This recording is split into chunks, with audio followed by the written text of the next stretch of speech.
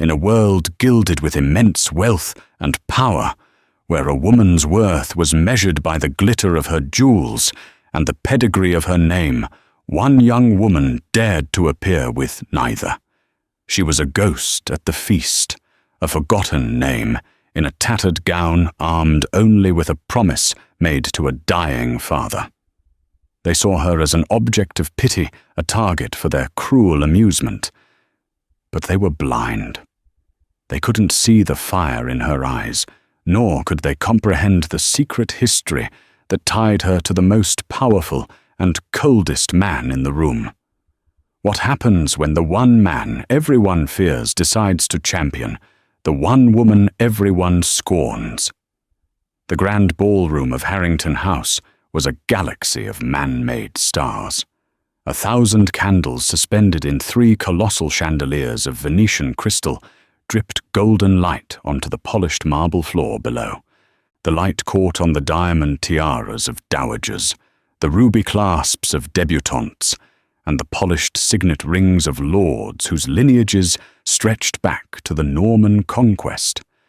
A symphony of scents, expensive French perfume beeswax, and the faint, intoxicating aroma of champagne mingled with the soaring notes of a waltz played by an orchestra hidden behind a screen of potted palms.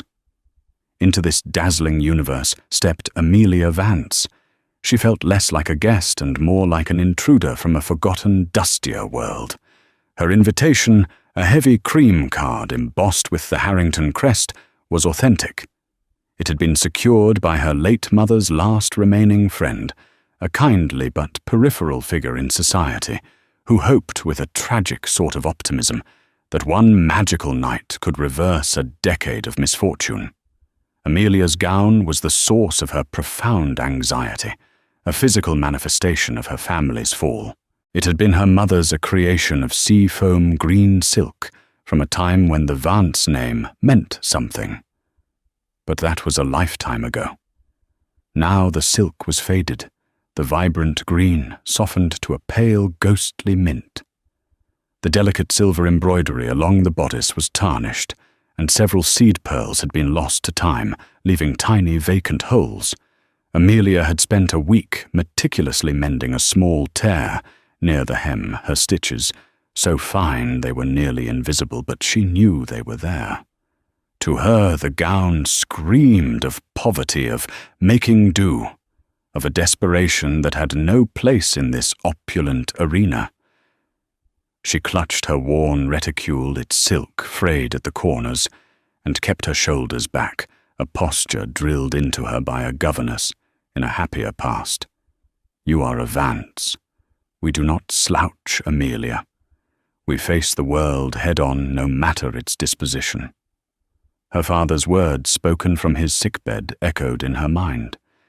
It was a promise to him that had brought her here tonight. Not to find a husband, as most of the other young women were, but to seek an audience, however brief, with Lord Harrington. He was a man known for his investments in burgeoning artists, and Amelia's last hope rested in the portfolio of sketches tucked away in her small rented room. If she could just sell one, it would be enough for another month's rent for medicine for her ailing aunt. Her entrance did not go unnoticed. A ripple of whispers followed her as she moved hesitantly along the perimeter of the ballroom. She was a moth that had blundered into a conservatory of exotic butterflies, her muted colors a stark and unwelcome contrast to their vibrant splendor. "Good heavens, Beatrice, look at that!" hissed a voice, laced with venom. Amelia didn't need to turn to know who it was. Lady Beatrice Cavendish, daughter of the Earl of Pembroke, was the undisputed queen of this social circle. She was stunningly beautiful, with hair the color of spun gold and eyes of piercing sapphire blue. But her beauty was a gilded cage for a cruel and shallow spirit. "I see it, Penelope, but I scarcely believe it," Beatrice replied, her voice carrying with deliberate clarity. "Is that a dress or a drapery pulled from a haunted house?" Their coterie of admirers tittered the sound sharp and brittle as breaking glass. Amelia's cheeks burned with a heat that was almost painful. She focused her gaze on a large, ornate tapestry depicting a hunting scene, pretending to be absorbed by its artistry, praying they would lose interest. But Beatrice was like a hawk that had spotted a field mouse. She was not one to abandon the hunt so easily. She and her friends Penelope and Gwendolen glided over their silk gowns, rustling like the approach of a serpent. "I don't believe we've been introduced." Beatrice began, her smile a perfect predatory curve. "But then one doesn't often see your sort at Lord Harrington's annual ball." The emphasis on your sort was a calculated insult. Amelia forced herself to meet the icy blue gaze. "Amelia Vance." She said, her voice quieter than she intended, but steady. "Vance." Beatrice tapped a silk-gloved finger to her chin in mock contemplation. "Ah, yes. The name has a familiar ring. Shipping, wasn't it? My father mentioned them. A rather spectacular failure, if I recall." The barb struck its target, piercing through Amelia's carefully constructed composure. The spectacular failure had been her father's life's work, a fleet of ships, and a network of trade routes lost to a single catastrophic investment. It wasn't just a business that had collapsed. It was her father's very soul. The ruin had taken his health, his spirit, and finally his life. My father was an honorable man. Amelia said, her voice now laced with a cold fire that surprised even herself. Honorable, perhaps, but hardly successful. Gwendolen chimed in, eager to please her queen. "Success, my dear, is what gets you a new gown for the season." Beatrice's eyes raked over Amelia's dress, from the tarnished embroidery to the meticulously repaired hem. "Tell me, Miss Vance," she purred, leaning in conspiratorially, "did you pull that from your grandmother's crypt? It has that aged look about it." The laughter that followed was unrestrained, drawing the attention of several nearby couples. People were turning to stare their faces, a mixture of amusement and pity. Amelia felt trapped, pinned by the weight of their judgment. She wanted nothing more than to flee, to run back to the anonymity of her small room, but the image of her father's tired, hopeful face flashed in her mind. "Face the world head-on, Amelia." She took a slow, deliberate breath. "On the contrary, Lady Beatrice," she replied, her voice clear and carrying in the momentary lull. "This was my mother's, and I find it infinitely more valuable to wear something that was loved by someone of character than to wear something new that is merely paid for by someone of title." A collective, sharp intake of breath came from the small crowd that had gathered. Beatrice's perfect smile faltered her sapphire eyes, flashing with genuine anger. No one spoke to her that way. No one dared. She had been publicly challenged by a nobody in a tattered dress. For a moment, the moth had shown the glint of a steel needle. The air crackled with tension, and across the vast, glittering expanse of the ballroom, a pair of cold, watchful eyes took notice. In an alcove near the grand French windows that overlooked the manicured gardens, Duke Alaric Beaumont stood as a figure apart. He was a man carved from winter itself, tall and broad-shouldered, with hair as black as a starless night, and eyes the color of grey, frozen sea. At 32, he was the master of one of the oldest and wealthiest duchies in England, a man whose power was absolute and whose presence commanded a suffocating degree of reverence. And he was utterly, profoundly bored. He held a glass of brandy, its amber liquid untouched, using it as a prop to ward off the endless parade of hopeful mothers and their simpering daughters. They saw his title, his fortune, his imposing, handsome looks, but they failed to see the formidable walls he had erected around himself. They called him the coldest duke, a title he had earned and did nothing to discourage. Warmth, he had learned long ago, was a vulnerability, Emotion was a weapon that others could and would wield against you. His reputation was born from tragedy. 5 years prior, he had been engaged to Lady Isabel, a woman he had loved with a fierce, all-consuming passion. 2 weeks before their wedding, she had eloped with his own cousin, taking with her a significant portion of her dowry, which she had already managed to secure. The betrayal was not just emotional, it was a public humiliation of the highest order. It had shattered Alaric's faith in love, in loyalty, in the very fabric of the society he was meant to lead. He had retreated into himself, becoming a man of few words and even fewer smiles, his heart encased in a fortress of ice. From his vantage point, he surveyed the ballroom with a cynical, weary gaze. He saw the same people wearing different clothes, engaging in the same tired rituals of courtship and commerce. It was a marketplace of flesh and titles, a performance of practiced graces and hidden agendas. He recognized every calculated smile, every feigned compliment. He saw Lady Beatrice Cavendish holding court her beauty, a dazzling but empty spectacle. He had danced with her once a year ago, and found her conversation to be a tedious litany of gossip and self-praise.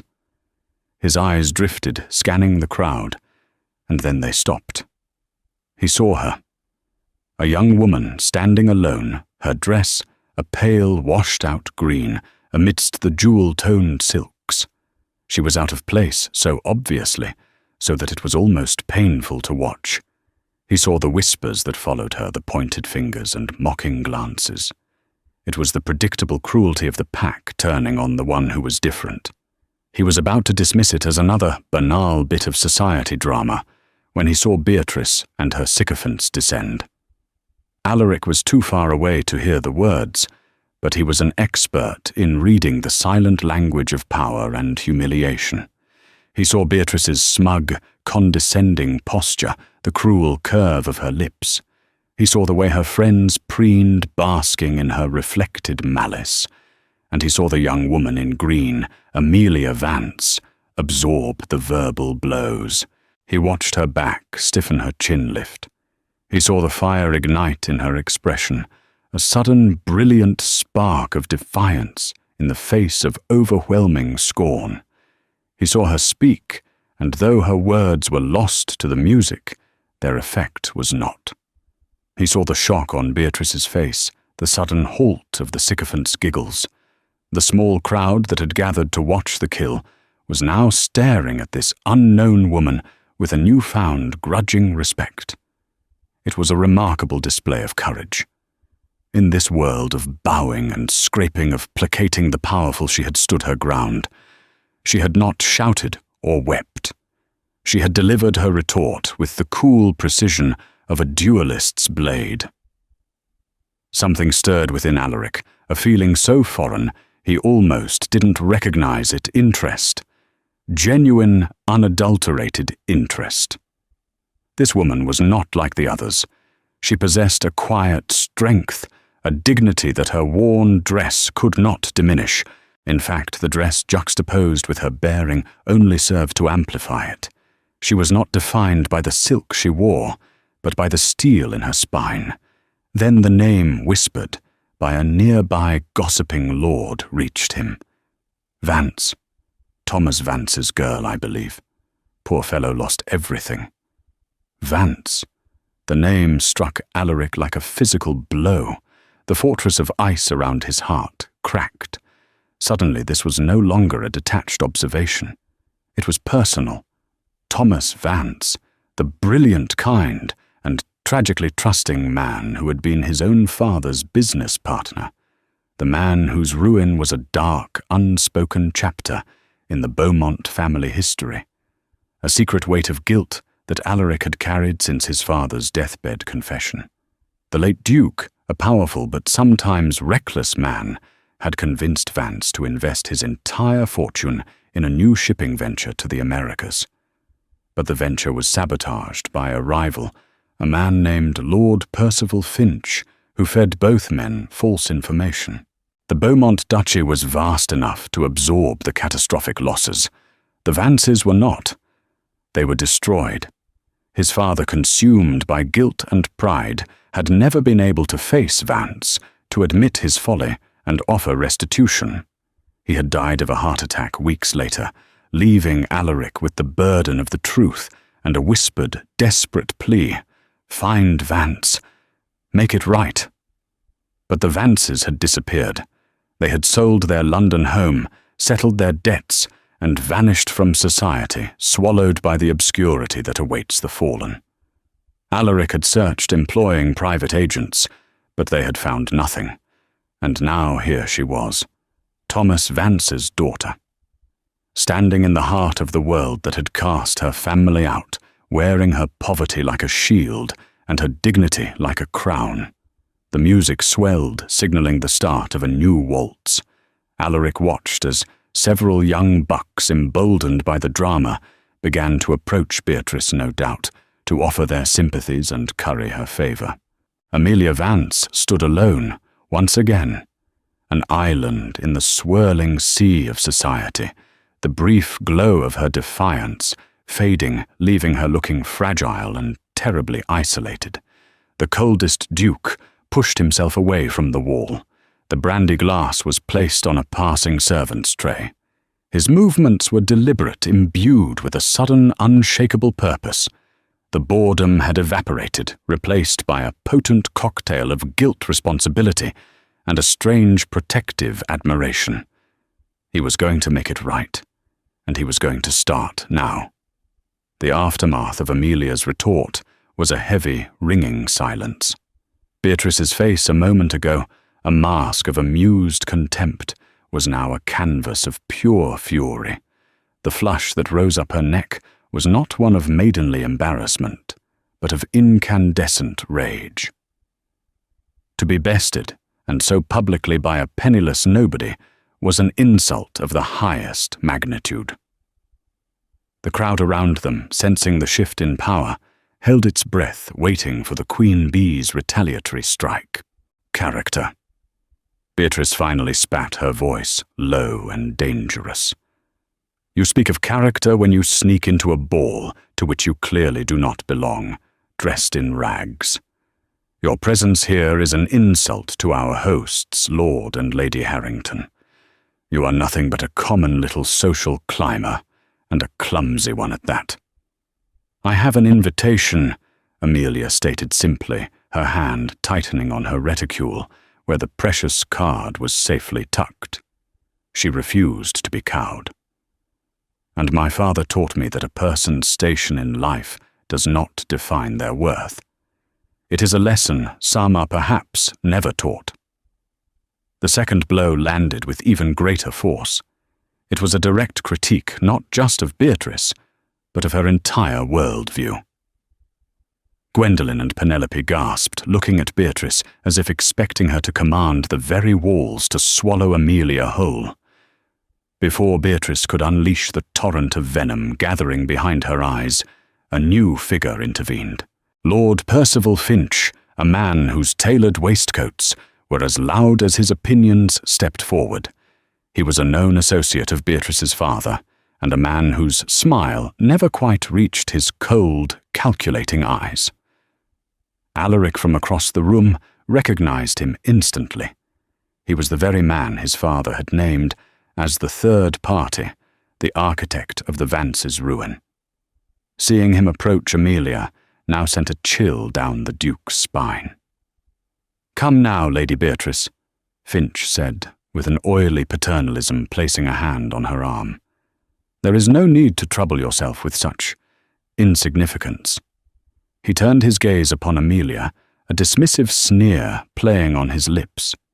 "Miss Vance, is it? I knew your father. A dreamer. Flew too close to the sun, I'm afraid. It seems the fall was a long one."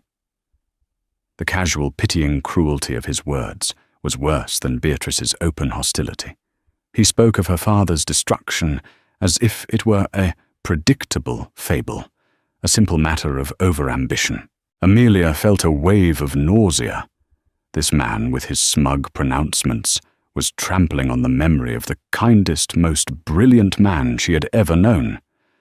My father was a visionary. Amelia countered, her voice trembling slightly but filled with conviction. He believed in progress, in building things. He was betrayed by those who only believe in taking. Finch's smile tightened. For a fraction of a second, his mask slipped, and a flicker of something unease anger flashed in his eyes. "Visionaries often end up in paupers' graves," he said coolly. "You would do well to remember your place. This world has no room for the Vances anymore. Perhaps the servant's entrance would be more to your comfort."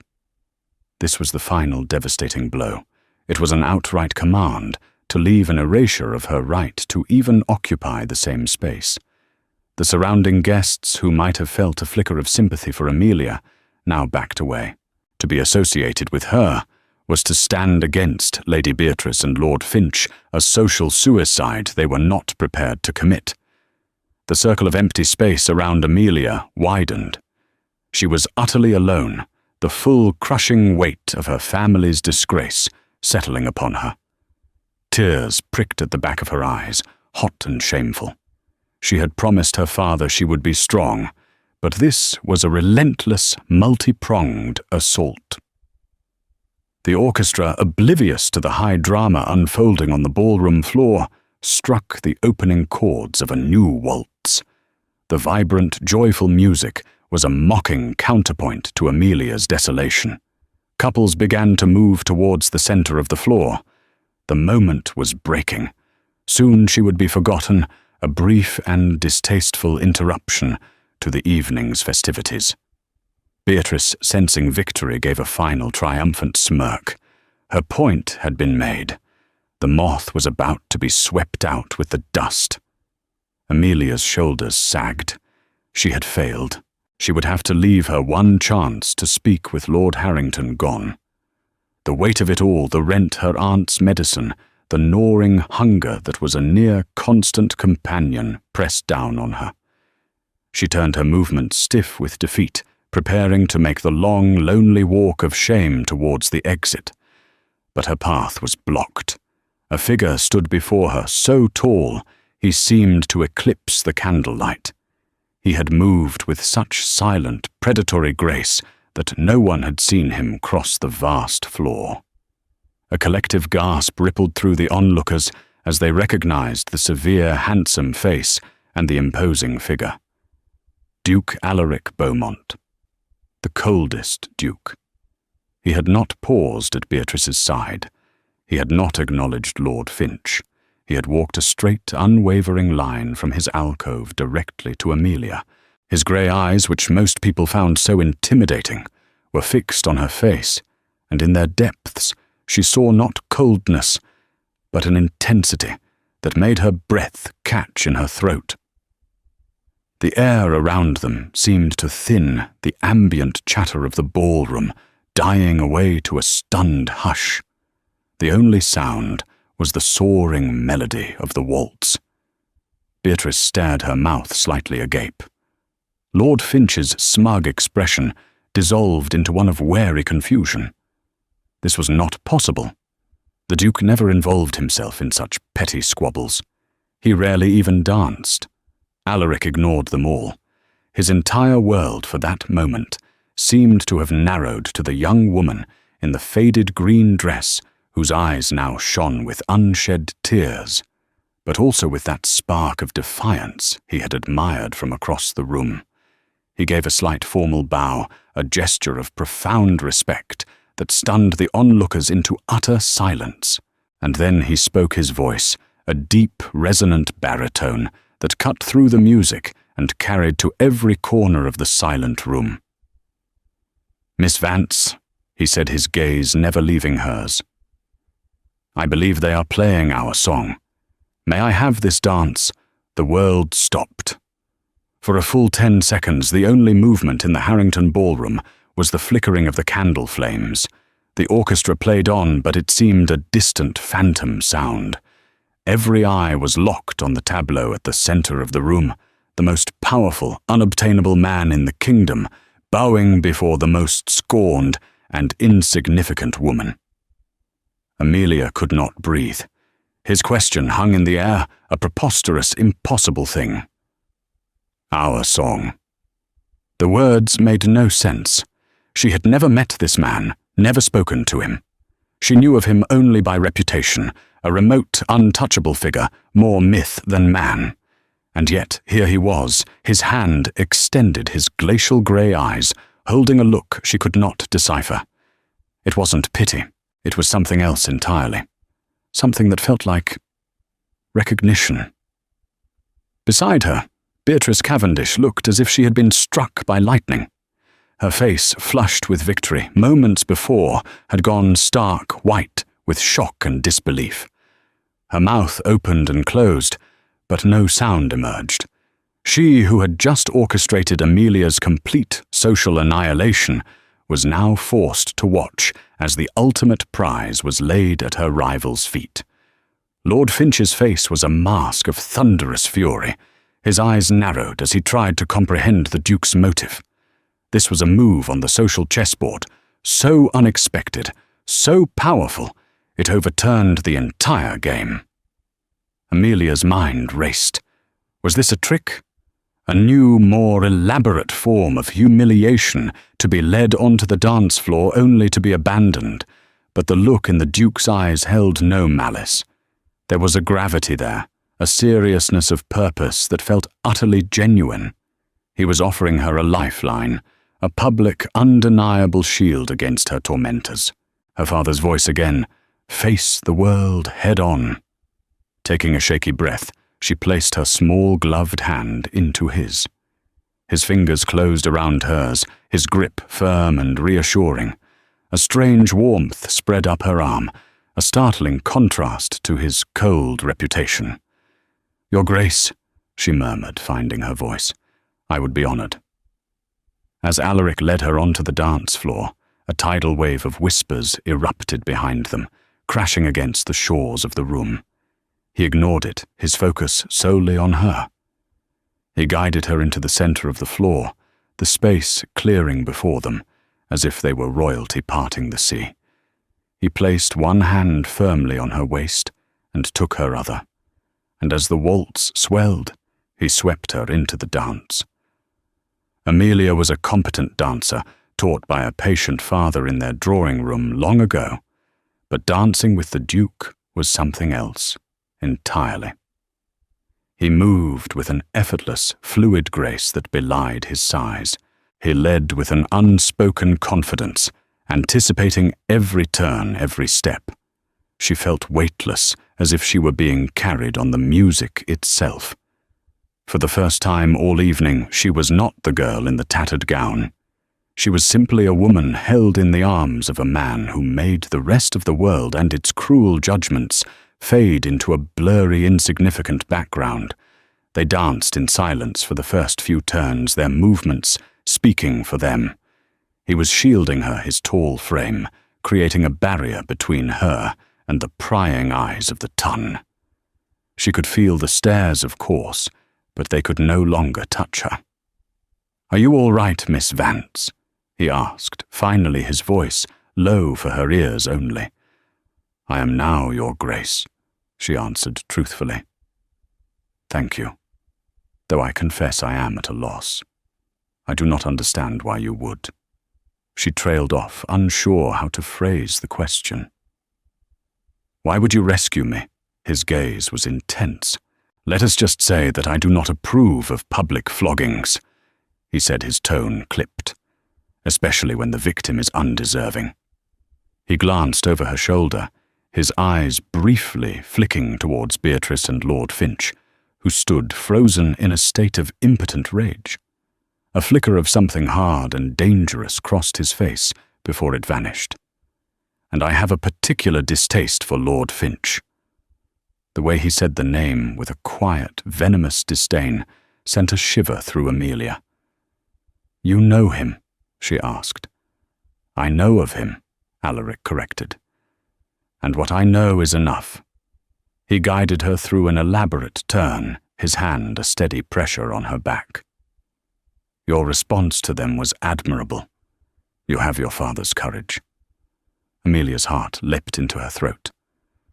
"You knew my father." A shadow passed over the Duke's features, a deep and ancient sadness. "I did," he confirmed. "He was a good man, a brilliant man. What happened to him was a travesty." The music began to soften, signaling the end of the waltz. The validation in his words, the simple acknowledgement of her father's worth from a man of such stature, was a balm to Amelia's wounded soul. Tears she had refused to shed in the face of ridicule now threatened to fall in the face of kindness. "He was the best man I ever knew," she whispered, her voice thick with emotion. The final notes of the waltz hung in the air, and they slowed to a stop. The spell was broken. The whispers would begin anew, the questions, the speculation. They were still the center of attention. Instead of releasing her, Alaric kept her hand firmly in his.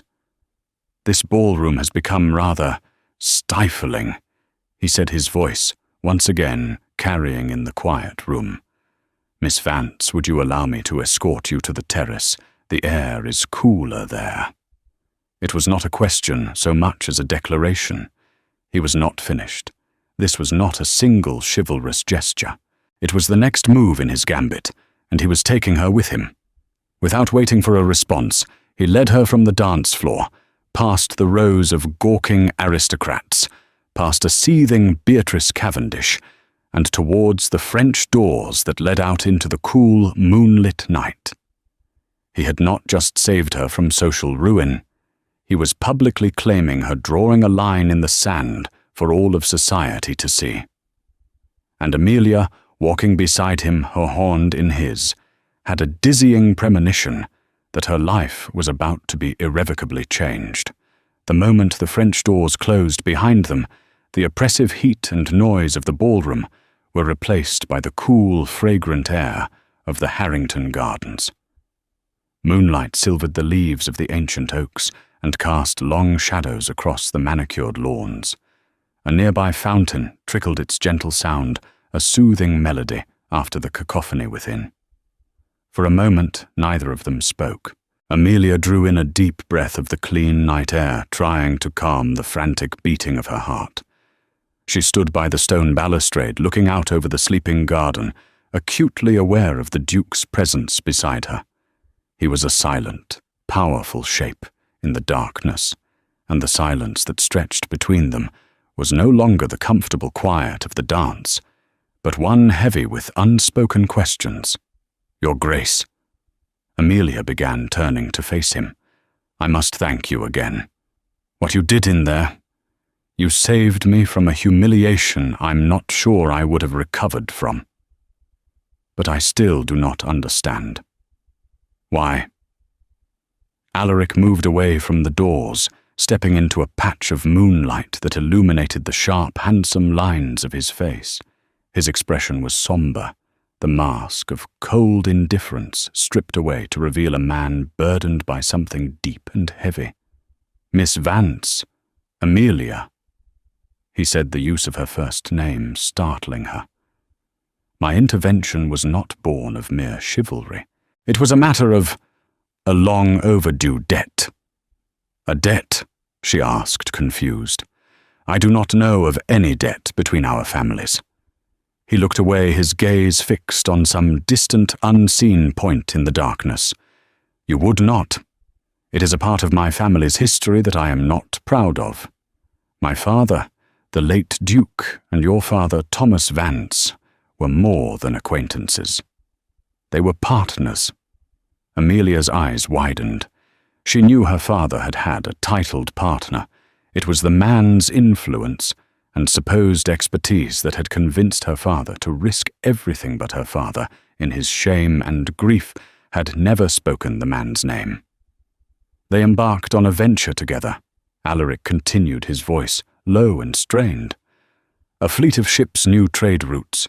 It was your father's vision, but my father's capital that launched it. My father was an impulsive man. He saw the potential for immense profit and pushed your father to invest everything he had. A cold dread began to creep up Amelia's spine. She felt she was on the precipice of a truth she was not ready to hear. The venture failed. Alaric stated the words flat and hard. Every ship was lost. The cargo, the investment, all of it. It was a catastrophic loss. We were told it was a storm off the Cape, Amelia said quietly. A freak act of nature. That was the official story, Alaric said, turning to face her fully. The torment in his grey eyes was stark in the moonlight.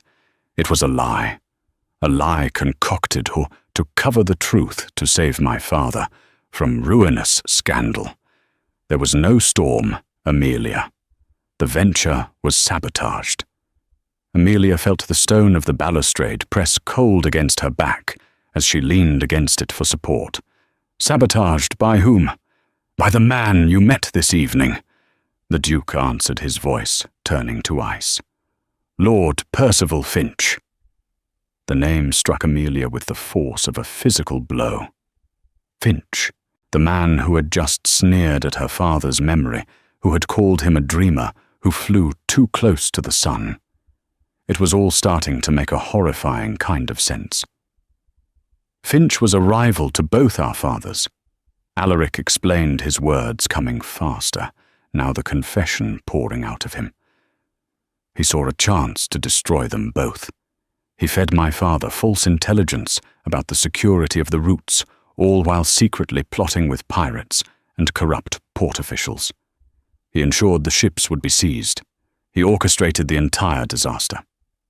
But if your father knew this, why did he not expose Finch? Why did he let my father take the fall?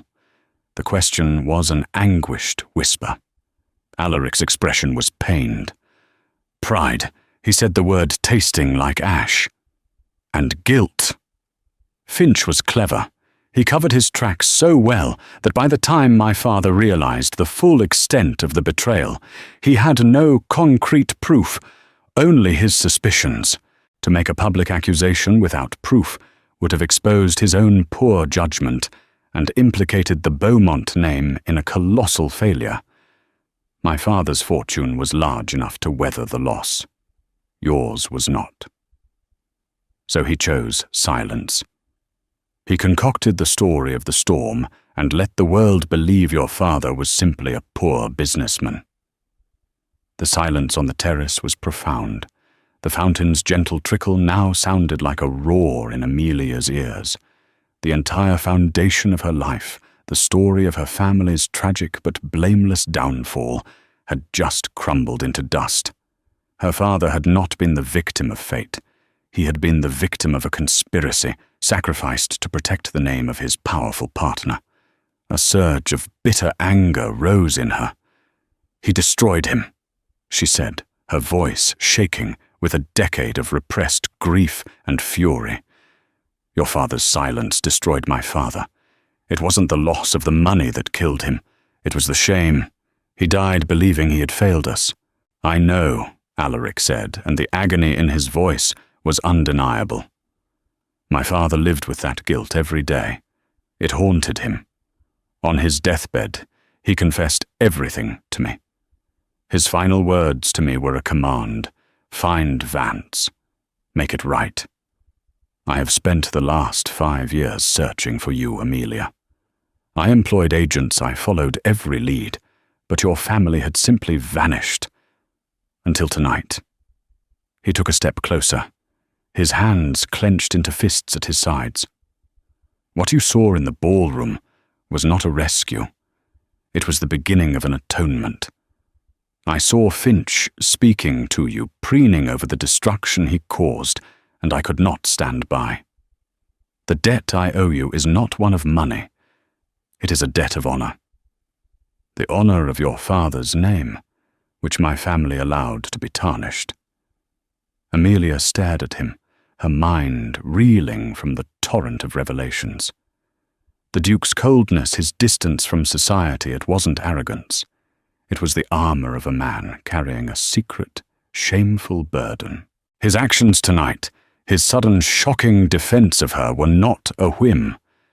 They were the culmination of a 5-year-long quest.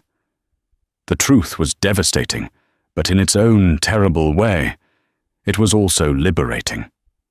Her father was not a failure. He was a victim, and the man standing before her was offering her something she had thought forever lost: justice. The cool night air seemed to crackle with the energy of the Duke's confession. Amelia pushed herself away from the balustrade, her mind a whirlwind of anger, grief, and a bewildering sense of vindication. For years she had defended her father's memory against the whispers of society, armed only with her own unwavering faith in him. Now she had the truth, and it was uglier and more complex than she could have ever imagined. "Why tell me all this now?" she asked, her voice sharp with suspicion. Was this some elaborate ploy, a way to assuage his conscience with a confession before sending her on her way? "Because you deserve the truth," Alaric said simply, his gaze unwavering. "And because I cannot begin to make it right, as my father charged me, without you." He took another step closer. "When my father died, I inherited not only his title and estates, but his offices. In his private study, locked away in a safe, I found everything.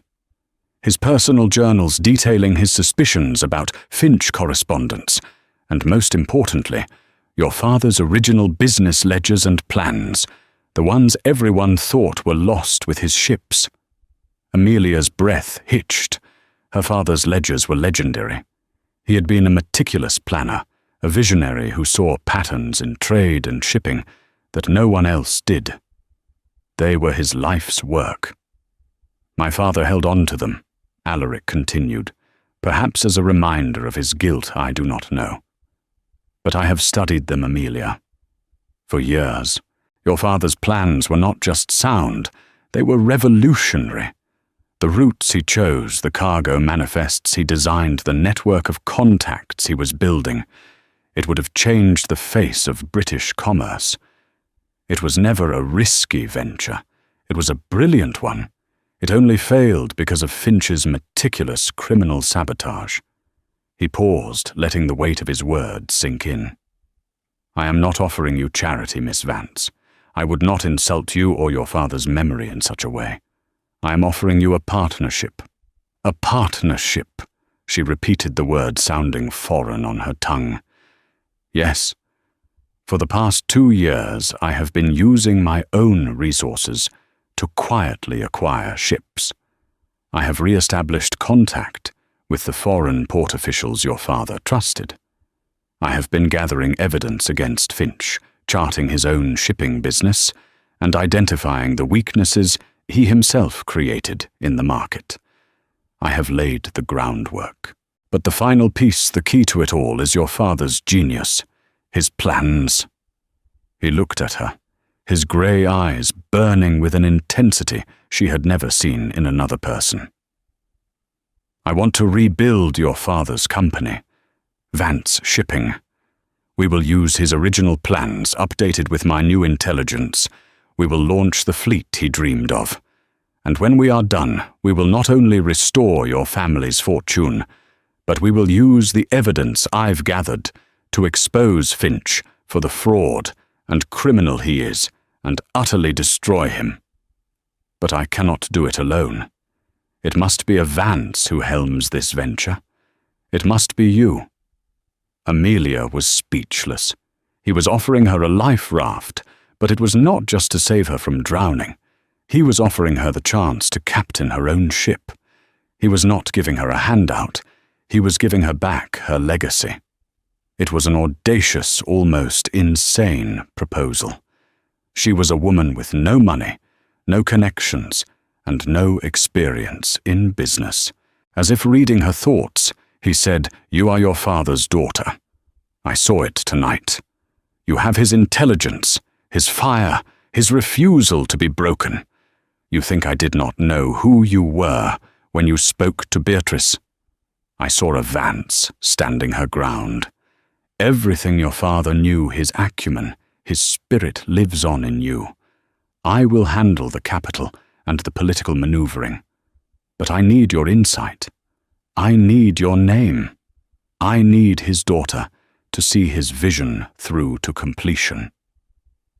It was a staggering, terrifying, and exhilarating prospect. To reclaim her name, to vindicate her father, to bring his betrayer to justice. It was everything she had ever dreamed of, a fantasy she had never dared to entertain. "Why?" she asked again, but this time the question was different. It wasn't about his motives for telling her the truth, but about his faith in her. "Why trust me with so much? Because my family owes your family everything," he said, his voice raw with conviction. "And because when I look at you, I do not see the woman in the tattered gown that everyone else sees. I see the heir to a fallen empire, and I believe you have the strength to rebuild it." He extended his hand, not for a dance this time, but for something far more significant. It hung in the cool night air between them, a bridge between their two shattered pasts and a possible shared future. "Help me right this wrong, Amelia," he urged. "Let us restore the name of Thomas Vance together." Amelia looked at his outstretched hand, then into his eyes.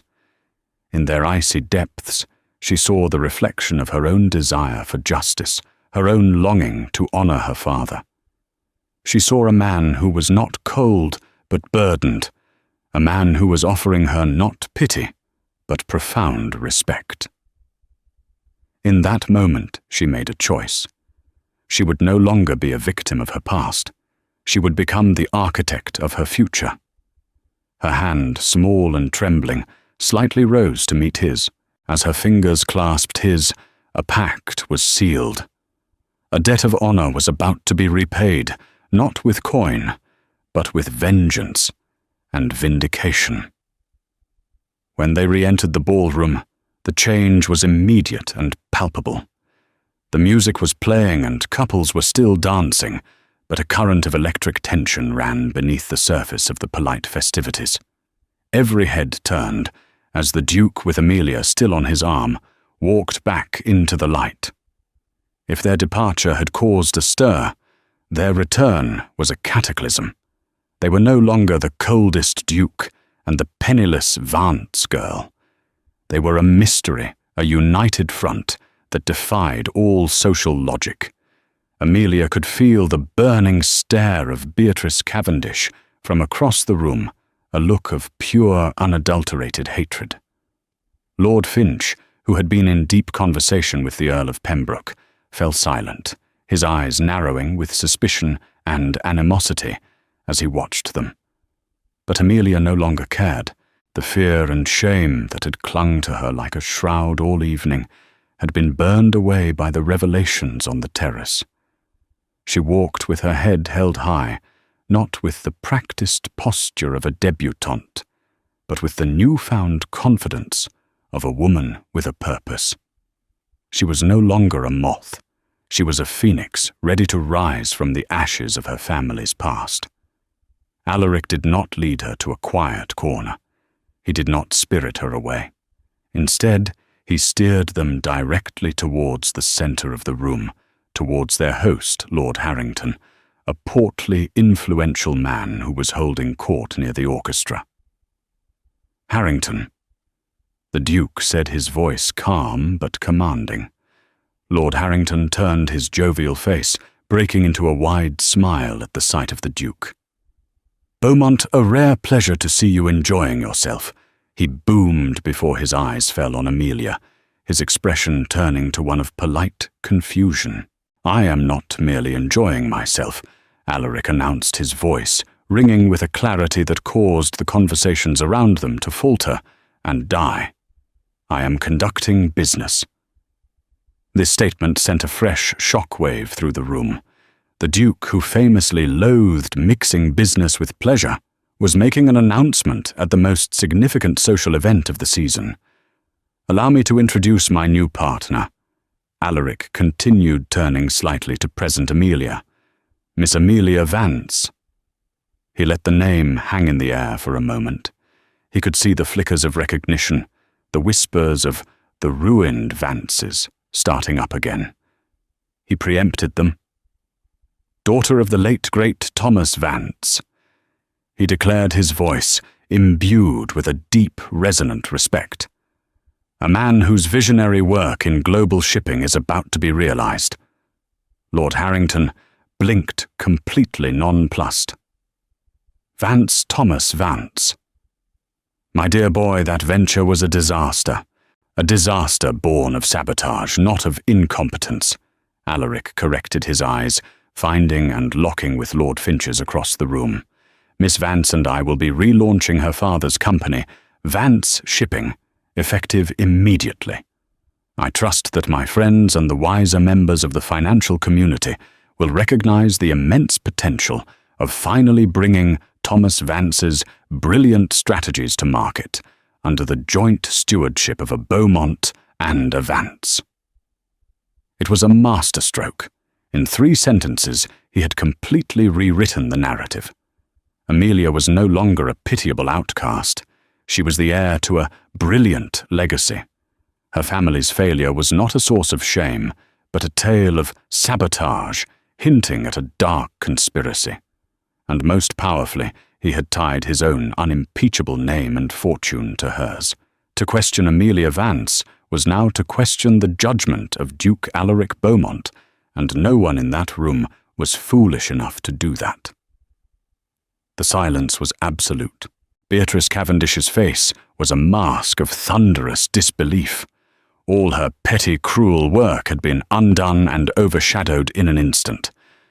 Lord Finch was ashen-faced, the Duke's pointed stare and the word sabotage, a clear and public declaration of war.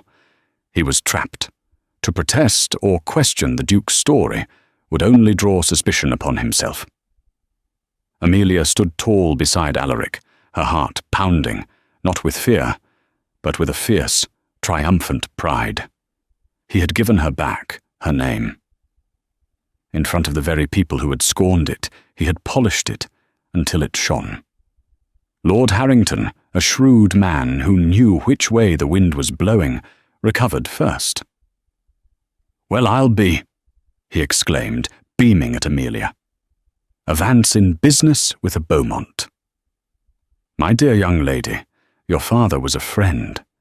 It is a delight to see his legacy in such capable hands. We must speak about investment opportunities." The dam broke. Suddenly Amelia was surrounded. People who had looked through her an hour ago were now clamoring for an introduction. Fathers of shipping magnates, bankers, investors, they all saw the Duke's endorsement and the promise of profit. She handled the attention with a calm, quiet grace that impressed Alaric immensely. Later, as the evening was winding down, he escorted her to a waiting carriage, not a hired hack, but his own ducal carriage, emblazoned with the Beaumont crest. "This is only the beginning," he said, standing by the carriage door. "Finch will not go down without a fight." "I'm not afraid," Amelia replied, and she meant it. For the first time in a decade, she felt truly fearless. "Thank you, Alaric." The use of his name, so natural and soft, seemed to breach his final defenses. The coldness in his eyes melted away, completely replaced by a warmth that was more dazzling than any chandelier. "The honor is all mine, Amelia," he said softly. As the carriage pulled away, Amelia looked back at the grand facade of Harrington House. She had entered it as a ghost, a relic of a forgotten past. She was leaving as a force to be reckoned with, the co-founder of a new enterprise, her future stretching before her, bright and full of possibility. The tattered gown she wore no longer felt like a symbol of her poverty, but a testament to her survival. And she knew with a certainty that settled deep in her soul that the dance with the coldest duke was not an ending. It was the beginning of everything. And so a single dance changed everything. It wasn't just about a duke saving a damsel in distress. It was about two souls, both burdened by the past, finding a shared purpose in the pursuit of justice. Amelia's story reminds us that true worth isn't found in the fabric of your gown or the weight of your purse, but in the strength of your character and the courage to fight for the honor of those you love. Their journey to rebuild her father's legacy and expose a powerful enemy had only just begun, promising a future filled with danger, ambition, and a love forged not in a fairy tale ballroom, but in the fires of adversity. What did you think of Amelia's incredible transformation? Do you believe in second chances? Let me know in the comments below. If you enjoyed this story of resilience and romance, please give this video a thumbs up. Share it with a friend who loves a good drama. And don't forget to subscribe and hit that notification bell so you won't miss the next story. Thank you for listening.